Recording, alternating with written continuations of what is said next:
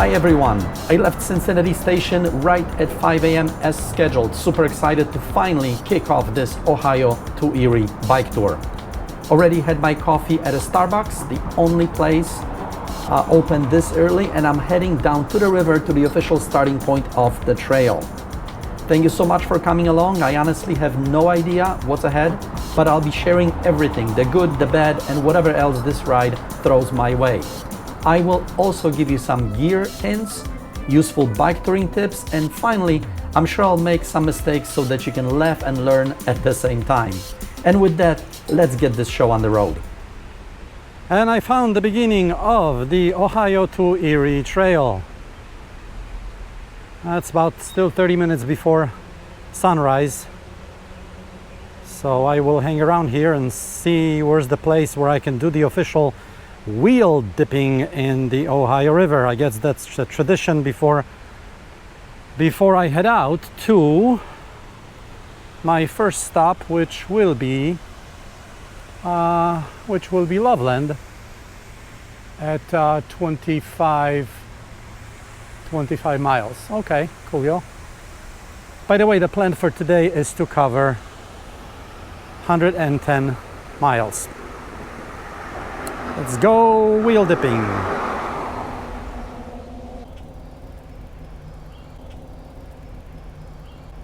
Looking for a place to dip my wheel. It's actually kind of cool early morning. I think all the videos I've seen from this trail, everybody's filming it in nice full sunshine. That's a little different perspective. My computer's going crazy. I went off trail, but it's just so nice. Let it beep. Let it beep. Okay.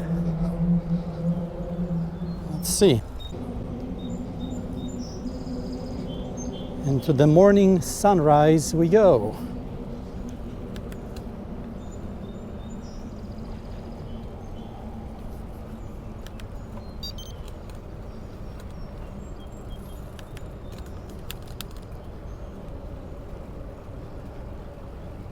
Well, if there is a place to dip the wheel, it's bound to be somewhere here.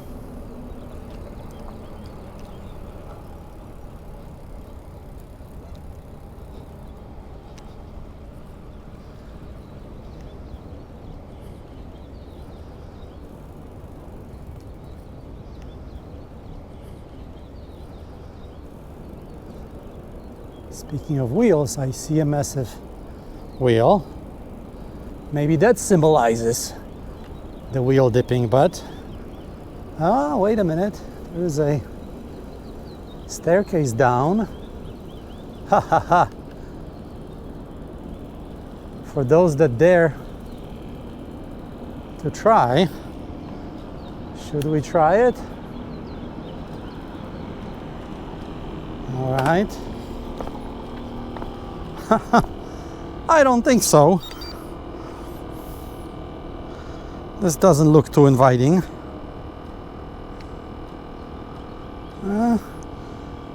I'm not gonna get my bike down there. Nope. I would probably dip myself and not only the wheel but the entire bike, so scratch that idea.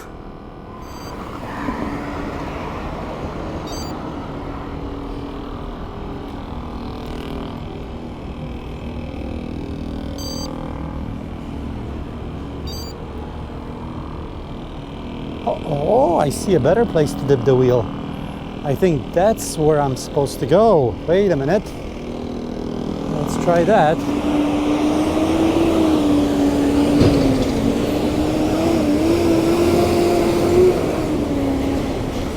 Oh, okay. People, we found it. So just past the big pedal boat wheel, we can go down and dip.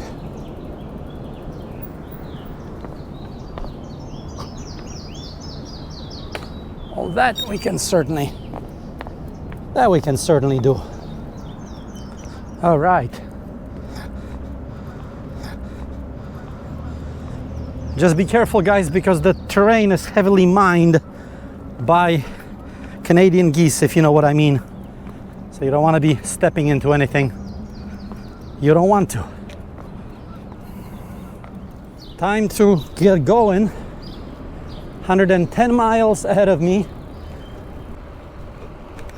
Thus far, I've been doing more walking and talking than actually riding my bike. But you know, that's how it is. You come across things you want to do and check out what other YouTubers have recommended, and you don't want to miss too much. Besides, not in a hurry. 110 is not a lot for me. Nothing I haven't done before. So no issues there.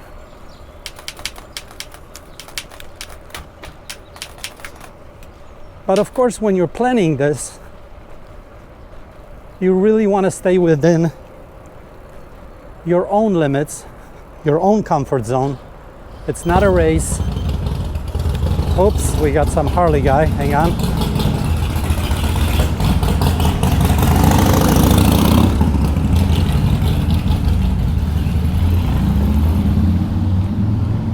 You want to stay within your own comfort zone and within your own limits, because it's not a race. You want to leave enough time to grab a bite, to stop at points of interest, and obviously not to be pooped at the end of the day. So, you want to pay attention to the road so you don't miss things, as I just did. Oh, this is all closed. That's nice. Okay, where do we go? Where do we go? Interesting. I gotta figure this out. And you want to leave time for things like this. Oh, that was relatively easy. Just get to the grassy part. All right. Resuming. As I was saying, there are gonna be detours, construction, mechanicals may happen.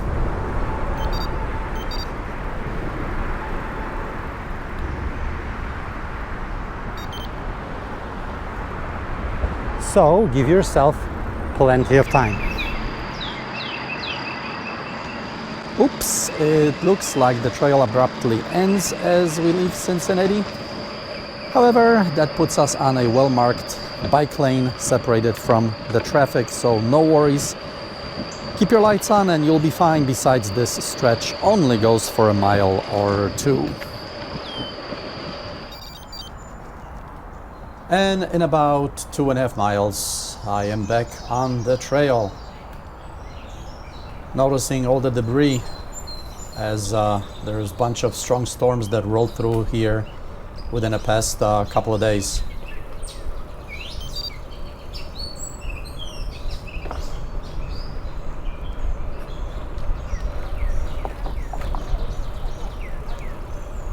There you go, we even have fallen trees. Just gotta figure, let's see, just gonna take the grassy part to the left to get around this thing.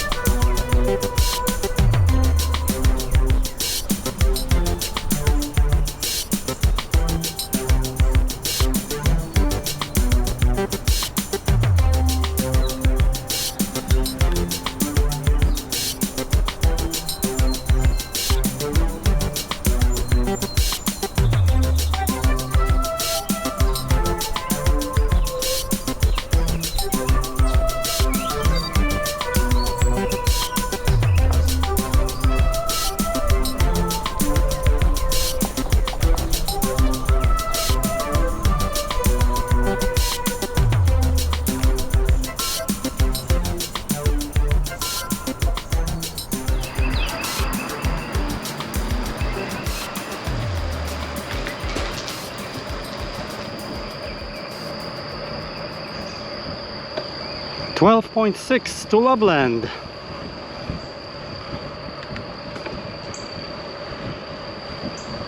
Morning.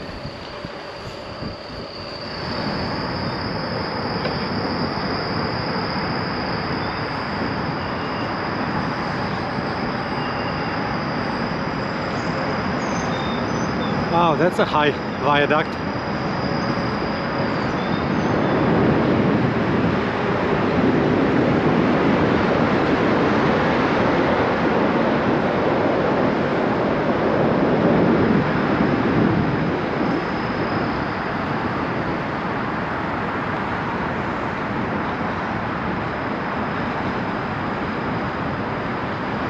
All right, we should be approaching Loveland. My body is saying I want breakfast now, so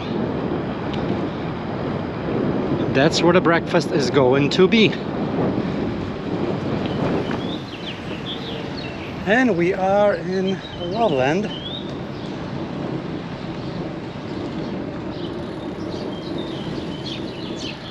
What a nice morning. Oh, this is very nice. This is very nice. Wow.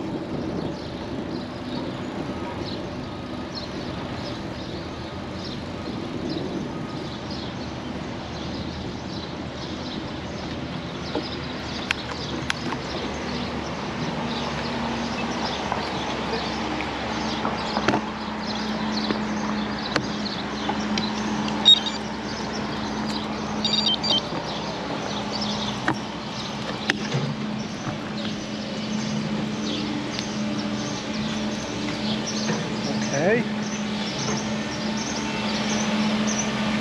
We need breakfast.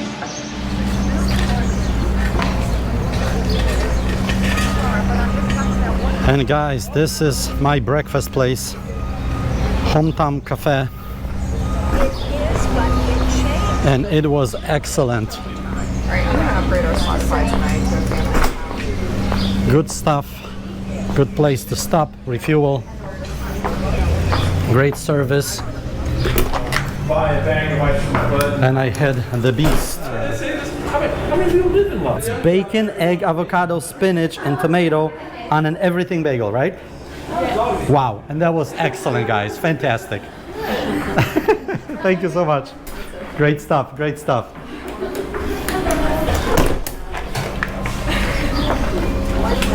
Yeah, and everybody is so nice because, like the gentleman said, it's Loveland.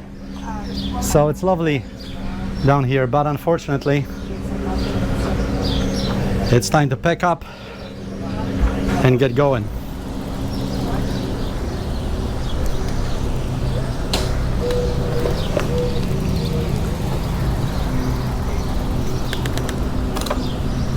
And leaving Loveland, leaving the lovely Loveland. What a nice town, and just met so many nice people already. It's just, I don't know, I would say happy town, especially on a day like this when it's sunny and a lot of cyclists around. Everybody just very, very courteous and nice. So, as we roll out of Loveland, I finally have enough calories in me to tell you a story that leads directly to my bike touring tip for you, and that is how to prepare for your bike breaking down. So picture this. I'm pedaling towards Loveland when I spot a fellow cyclist in distress. This lady has ridden over some broken branches and managed to break 4 spokes. Not 1, not 2, 4, and that's not a mechanical, that's a structural failure, guys. So thankfully she didn't fall, so silver lining there. Anyways, I stopped to help, whipped out my trusty spoke key and spare spokes because yes, I carry spare spokes with me like a bike nerd superhero, only to realize that her wheels were a different size. So as a last resort, I offered to do a little spoke transplant from her good wheel to the bad one, which of course would have taken more time than just replacing the spokes if she had spares with her. But luckily for her, we didn't have to do this because we were near a road and she had already called her husband, who was already en route. Fast forward, I'm having breakfast in Loveland, and who walks in? Yep, her and her husband. So Gina and Ken, if you guys are watching, it was great meeting you. Next time I suggest we chat under less twisted circumstances, if you know what I mean. Now, let this be a lesson. When you're touring, be self-sufficient. That means having a multi-tool, chain tool and quick links for your chain, spare inner tubes, even if you ride tubeless. And of course, tire levers, a pump. And when I say a pump, I mean a manual pump. Yes, I know e-pumps are great. I carry one myself. It'll inflate 4 tires on a single charge. It also backs up as my pressure gauge. And it's totally cool until it's not, because like all electronic gadgets, it can run out of battery or otherwise fail. And what about CO2 cartridges? Well, I don't like them, too bulky. But hey, if they work for you, knock yourself out. Also, know how to use your tools. Practice at home. Watching YouTube tutorials while stranded in the woods with no signal doesn't work. Speaking of no signal, this is a big tip for you guys. Always carry a paper list of bike shops along your route. Now include not only phone numbers, addresses, hours, but most importantly, mile markers. So if you have a failure you cannot fix, you will know if you should go forward or backtrack. It's old school, yes, but trust me, it works.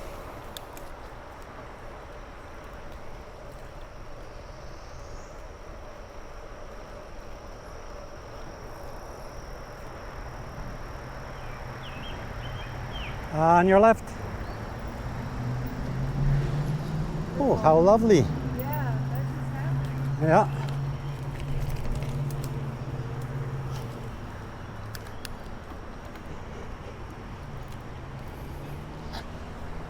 Another evidence of a recent storm.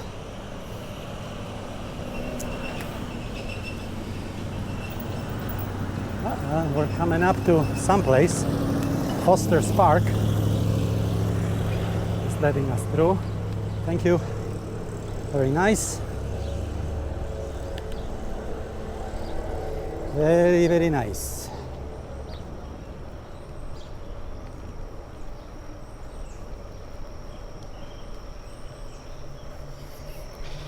So, the thing I noticed, at least in the first 25-30 miles of this trail, is that it is very well organized. The infrastructure is people friendly. It has a lot of places to stop, benches, parks, restrooms. Very, very easy trail. Haven't seen any climbs yet. So if you're looking for something very enjoyable, well paved, I guess OTET will do it. But of course I'll update you as I go farther. But at least the first 30 miles is absolutely, absolutely fantastic. Not a lot of scenery, it's just a trail through the woods. Nicely shaded, very, very pleasant to ride. All right, guys. Something we did not talk about for those that are planning to go on the OTET trail is the terrain configuration. But because it's pretty easy, there is really no big hills here. But just to show you, the area past Loveland is continuously uphill, but it's not like big grades, just a slight elevation. So no worries, anybody can ride this trail. You don't have to be in super good shape to be successful here. enjoy it and have fun. And I think we're entering a little town of Morrow, Ohio. So we're about, I don't know, 15 miles north of Loveland.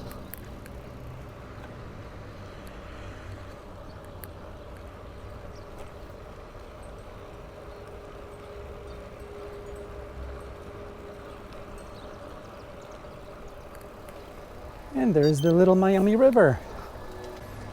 By the way, I've been following Little Miami River, and it was on my left pretty much all the time since Loveland, but it's covered by woods, so occasionally I would get a peek, but other than that it's just a wooded trail, not much to film and focus on. And guess what, guys, it's time for another bike touring tip of the day, and this one happens to be very, very important. Take frequent breaks. You can reach for your water bottle and drink as you ride, but trust me, just pull over, take a minute, take 2 minutes, 5 minutes. Do that every 5 miles, every 10 miles, whatever works for you. Relax. Your body will thank you. Your bottom will thank you as well. And those frequent breaks will really make the experience a lot better.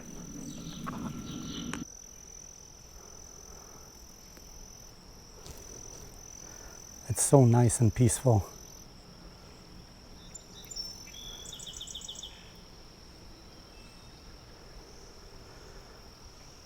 I'm also noticing how high the water level is. So again, these storms that moved through here, going north towards Cleveland, now all this water apparently is coming this way. That's at least what I think it is. I don't live here to know what the normal water level is, but it seems that it's coming down pretty hard.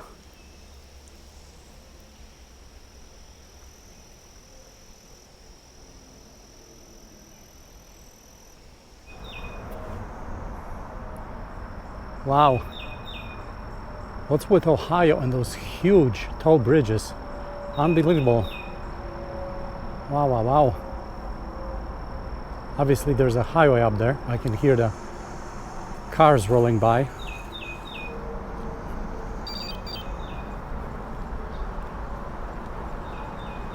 Wow.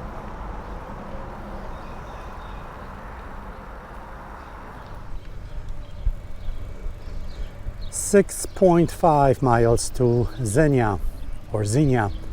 Ooh, the wooden mill, established 1844. Oh, look at that storm damage. Wow, these stores must have really been substantial. Wow. And I've reached the town of Xenia. That means 73 miles since leaving Cincinnati. I think this calls for lunch.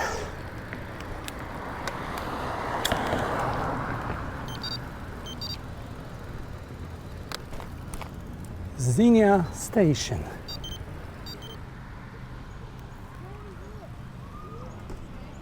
All right, but there is no food here, so we'll go in a town and find something to eat. Here we go again. Oh, here, there's an actual water station.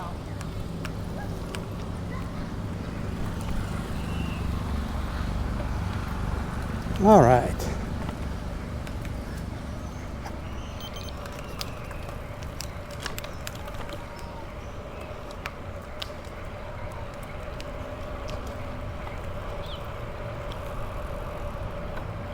Let's go to Xenia.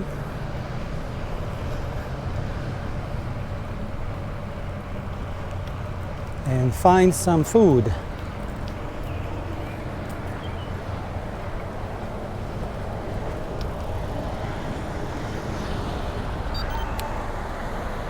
So Xenia would be another fun town on my trip.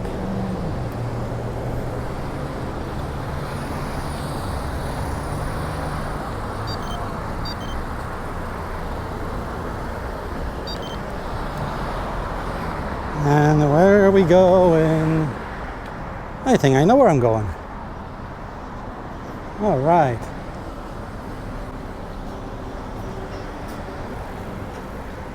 We're gonna stop at a place called One Bistro.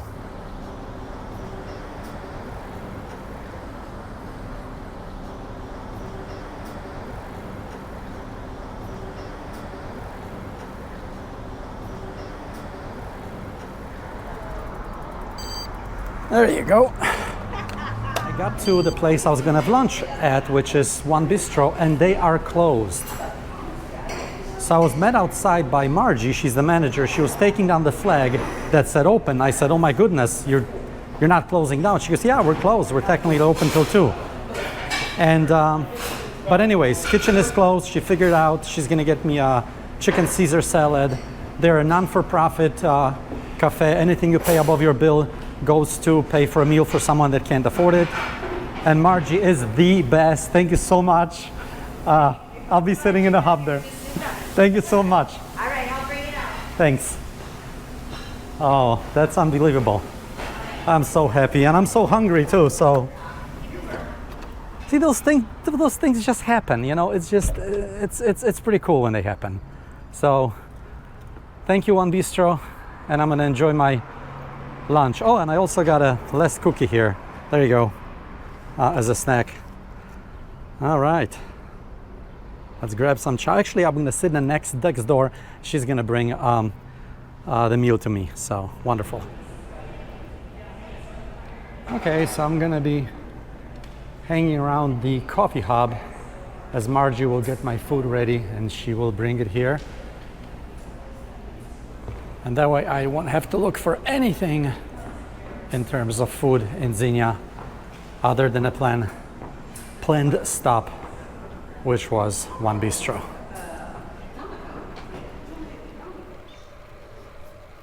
Okay, folks, I am out of Xenia. Next stop will be Cedarville, or Cedar Rapids, or Cedarville Rapids. All right, let's see if we can find Cedar Falls. Oh, okay. Made it to Cedar Falls. I think I'm about 82 miles, 83 miles in. See if we can get closer there.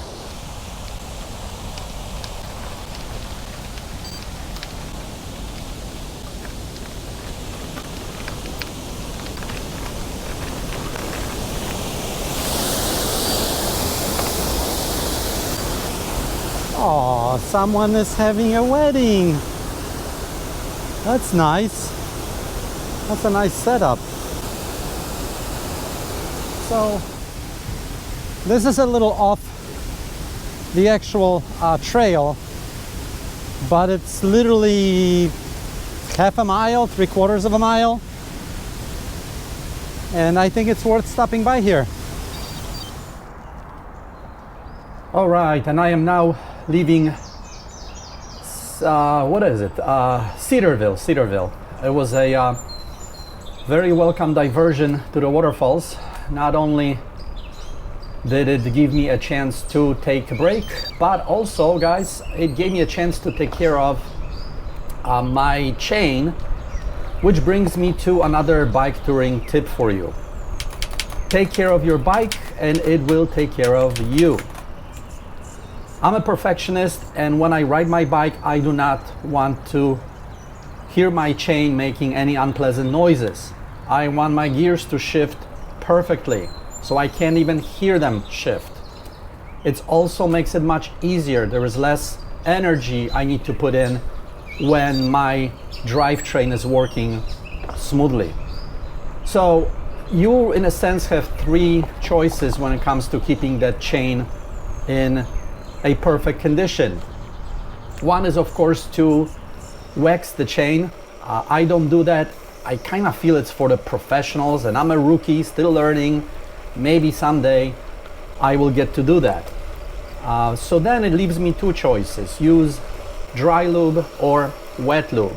Today I'm only carrying dry lube, but unfortunately there were parts of this trail that were shaded and they were completely wet after recent storms. So after 40-50 miles I could hear my drivetrain not work as smoothly as I would like to, because that dry lube washed off, and it washes off fairly quickly as compared to the wet lube. I needed to obviously relubricate the chain. When you're using dry lube, it has one big advantage. So granted, it'll not give your chain as much protection as will wet lube. It'll wash off much quicker. You will need to reapply it more often. However, it will also not attract road grime, dust, sand. So when you do need to reapply it, you take a rag, run it through the chain. Your chain will be basically pretty clean, and then you relubricate. Takes 2 minutes, you are on your way. With the wet lube, yes, it'll give you more protection. It will be quieter. It will not wash off in wet conditions or rain. But when you get to the point where you need to reapply it, your chain will be a muddy mess. With all things considered, if it's not raining, I'm gonna stick with dry lube. Reapply it every 40 miles. Everything runs smoothly, I'm happy, and I'm on my way.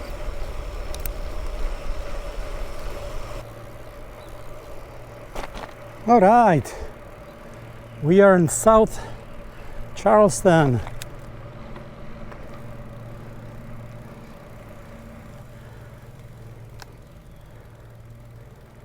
And I am looking for All in Flavor ice cream shop.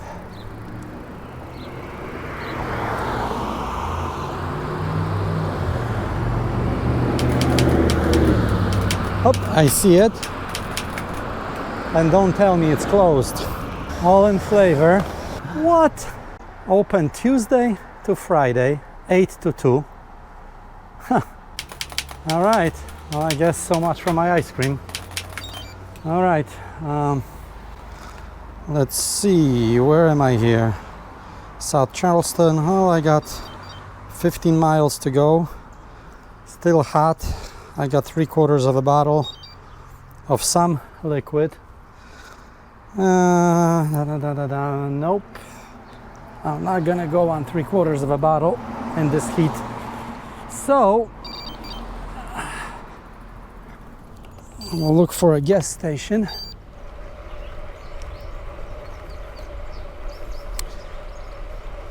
Okay, this is not fair.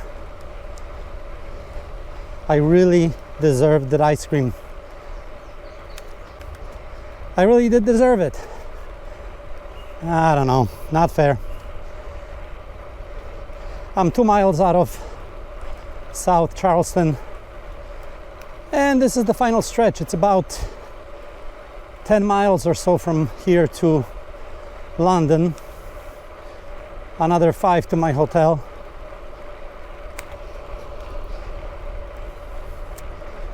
I don't know, maybe I'll find some ice cream in London.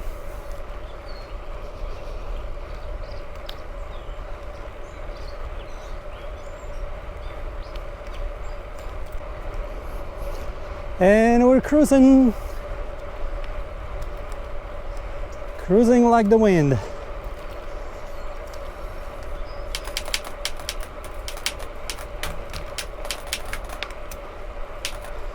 By the way, what I did in South Charleston, guys, word to the wise, always have your drinks filled. No, I don't mean in a local bar, on your bike. So never go half empty. If you got 3 bottles, you know, don't just exhaust them all before you reach for the refill. Stranger things have happened, detours have happened, mechanical breakdowns have happened, and you're not going to be a very happy camper when it happens to you and you got no water, nothing to drink, and it's super hot outside. So better safe than sorry.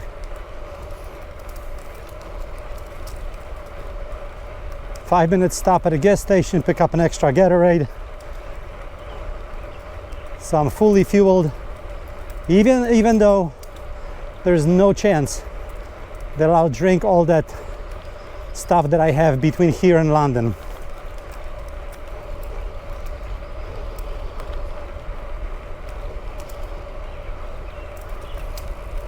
All right, this is the spot that marks the 100 miles since I left the station. Just kidding, I have no idea where I'm at, but my Wahoo computer says that there you go, 100 miles. That was pretty easy. Would have been much easier if it wasn't that hot, but could have been much worse if it was raining. So beautiful, beautiful day.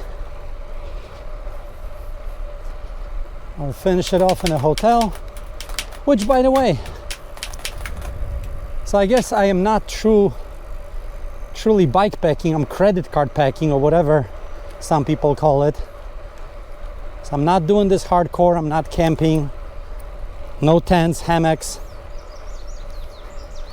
And if that's what you guys like to do, my head goes off to you. That's a big commitment. Much more difficult to plan with campsites, the weather, not to mention physical recovery. So I don't know how you do it, those of you that do go camping like that. I like my creature comforts. I'll stop at a hotel and take a dip in the pool and be as good as new for tomorrow. So that's for you to decide. As I mentioned, whole different ball game when you want to go true backpacking with a tent. Restroom considerations, where do you take a shower, where do you wash your clothes? Very, very logistically demanding undertaking. And just like that, I am in London. 107 miles done. Only about 5 miles to my hotel where I can get some rest. In the meantime, guys, if you're enjoying this video, please give it a like. Consider subscribing to my channel. But do me a favor, only do that if you're really liking it and learning something. Thank you so much, and thanks for sticking around. I'll see you in the next episode, part 2 of the OTET.